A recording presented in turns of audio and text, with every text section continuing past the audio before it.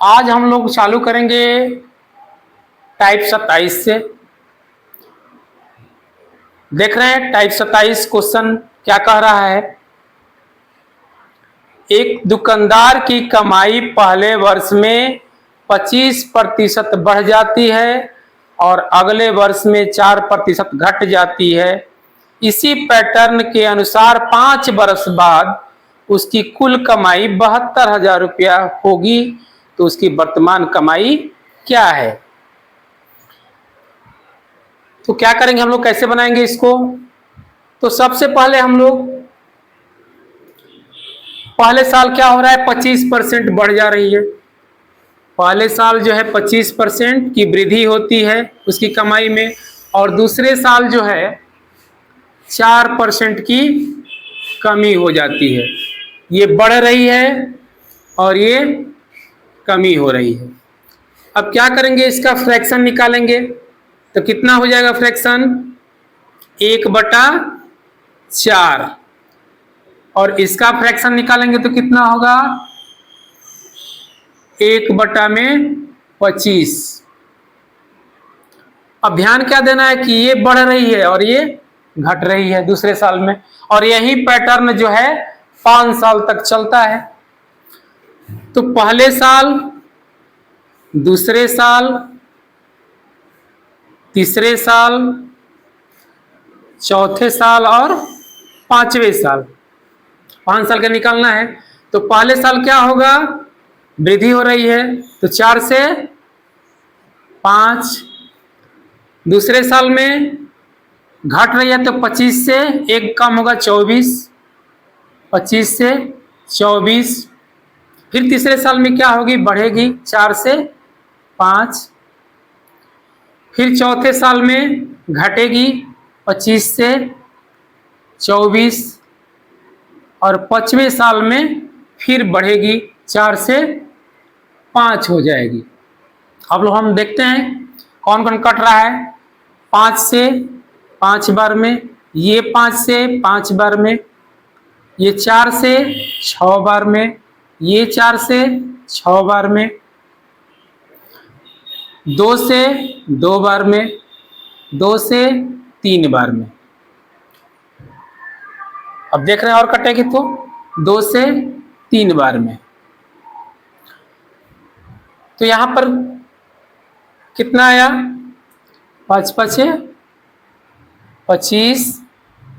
अभी 5 से ये 5 कट जाएगी तो कितना हो जाएगा, इधर होगा 5 और इधर हो जाएगा 9। लेकिन 9 नहीं है, सवाल कह रहा है कि कितना है, 7200, 72,000 है। कितना है, 72,000। 5 साल बाद 72,000 है। कितना गुना है, 9 8 72, 8,000 गुना है। तो हमारी ये भी जो है शुरू में भी 8,000 होगी, मतलब कितना, 8 5 40,000। यही हमारा आंसर हो जाएगा। ठीक है, तो हम लोग क्वेश्चन नंबर 28 और टाइप 28 देखते हैं।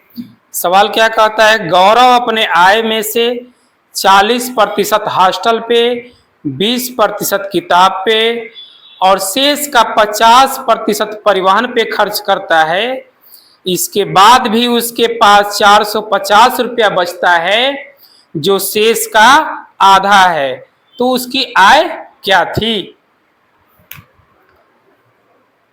देखते हैं कैसे बनेगा इसको।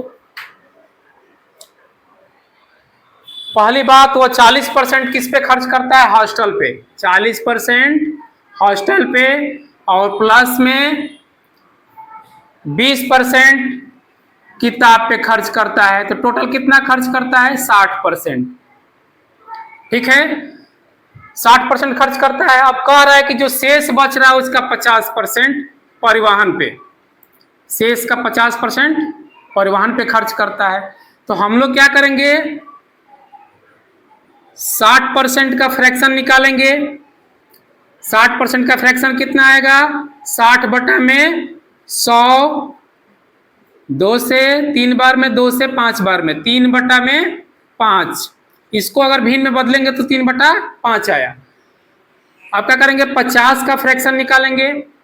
50% का फ्रैक्शन क्या होगा, 50/100, एक बार में, 2 बार में, मतलब 1/2।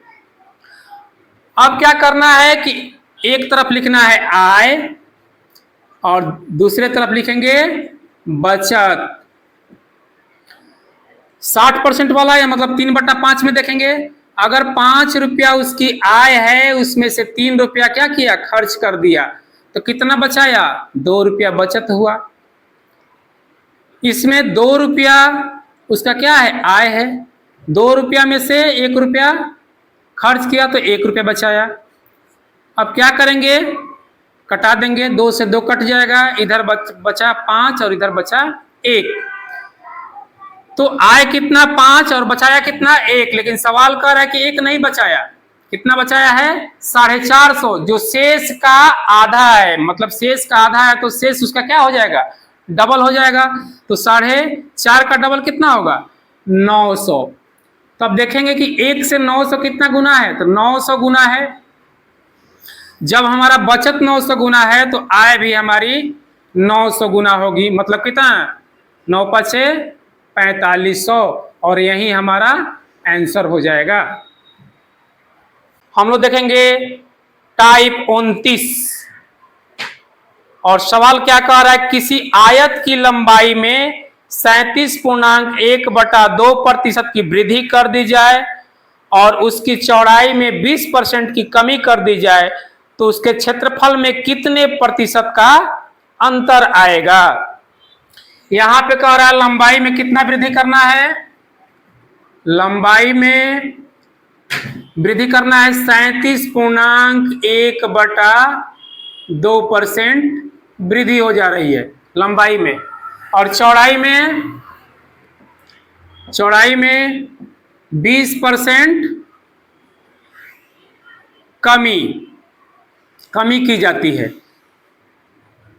20% क्या की जाती है, कमी की जाती है। और यहां पर वृद्धि, ठीक है, किसी आयत की लंबाई में कितना 37.1/2% की वृद्धि की जाती है और चौड़ाई में 20% की कमी कर दी जाती है, तो क्षेत्रफल में कितने प्रतिशत का अंतर आएगा। तो सबसे पहले हम लोग क्या करेंगे, इसका फ्रैक्शन निकाल लेंगे। 37.1/2% का फ्रैक्शन क्या होगा, 75/2, और परसेंट के लिए 100। 25 से 3 बार में, 25 से 4 बार में, तो 3/8। इसका फ्रैक्शन हो गया 3/8। अब 20% का फ्रैक्शन क्या होगा, 20% का फ्रैक्शन होगा 1/5, मतलब 20/100, 1, और ये हो जाएगा 5, कितना, 1/5। अब ध्यान क्या देना कि इसमें बढ़ाया जा रहा है और इसमें घटाया जा रहा है, यही ध्यान देना है। तो मान लीजिए कि एक क्षेत्रफल पहले क्षेत्रफल, और ये यहां पर लिखेंगे बाद का क्षेत्रफल, बाद का क्षेत्रफल। तो पहले क्षेत्रफल 8 था, तो 8 में 3 बढ़ाया गया, क्यों कह रहा है कि इसकी लंबाई में बढ़ाना है, तो लंबाई में 3 बढ़ाया गया तो कितना हो गया, 11। और इसमें चौड़ाई में पहले 5 था, तो इसमें से 20% घटा दिया गया, तो मतलब 1 घटा दिया गया, तो कितना हो जाएगा, 4। देखेंगे कट रहा है तो कटाएंगे 4 से 2 बार में। अब तो नहीं कटेगा, इधर आया 10, 5 दूनी 10, और यहां 11 की 11।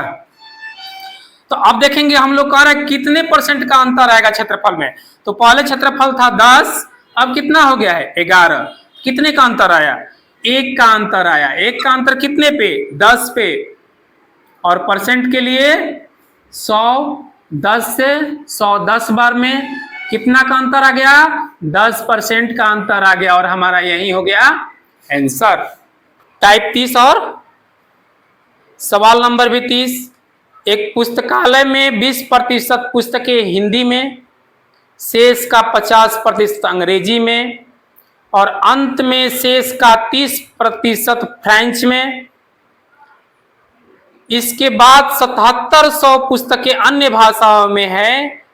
तो बताइए कि पुस्तकालय में कुल कितने पुस्तकें हैं। ध्यान देना है कैसे बनेगा। 20% पुस्तक किसकी है, हिंदी की पुस्तक कितनी है, हिंदी की 20%। इसके बाद क्या कह रहा है, अंग्रेजी की पुस्तकें 50%, इंग्लिश की पुस्तक 50% और फ्रेंच की पुस्तक जो है 30%। हम लोग क्या करेंगे कि इसका फ्रैक्शन निकालेंगे। तो इसका क्या होगा, फ्रैक्शन 1/5। इसका फ्रैक्शन हो जाएगा 1/2 और इसका फ्रैक्शन निकालेंगे तो क्या होगा 3/10। अब हम लोग क्या करेंगे, पहला देखेंगे हिंदी में। मान लीजिए कि टोटल पुस्तक कितनी है 5 और 5 में से 20% हिंदी की है, मतलब एक हिंदी की है, तो कितना बची शेष 4। शेष पुस्तक 4 बची। यहां पर कुल पुस्तक है ये और यहां पर है शेष। ध्यान देना है, अगर 5 टोटल है, एक इसमें से हिंदी की है तो 4 बच गई शेष। इसमें 2 है, 2 में से एक इंग्लिश की है तो 1 बच गई। यहां पर फ्रेंच की मान लीजिए टोटल बुक कितनी है 10 में से टोटल बुक 10 है तो 3 बुक किसकी है, फ्रेंच की है, तो शेष कितनी बची 7। हम लोग क्या करेंगे, इसको देखेंगे, कटेगा तो कटा देंगे।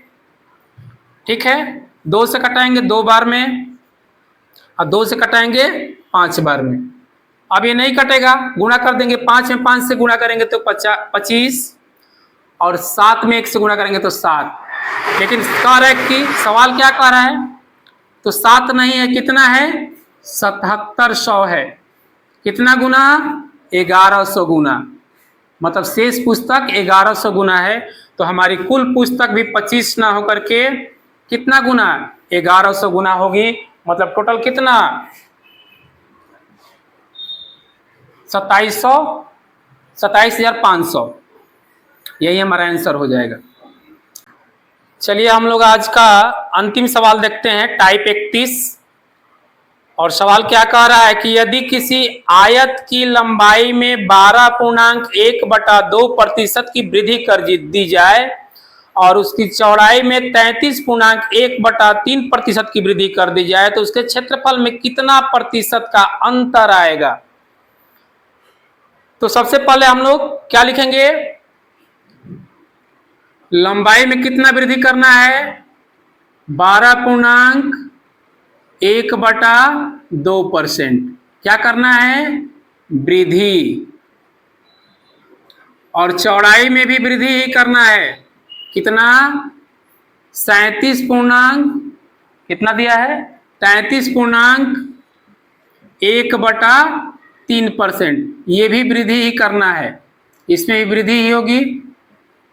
तो हम लोग क्या करेंगे, दोनों का फ्रैक्शन निकालेंगे, 12.1/2% का फ्रैक्शन निकालेंगे और फिर 33.1/3% का फ्रैक्शन निकालेंगे और देखेंगे फ्रैक्शन कितना आ रहा है। ये कितना हो जाएगा 25/2 और परसेंट के लिए 100, 25 एक बार में, 25 4 बार में, मतलब 1/8।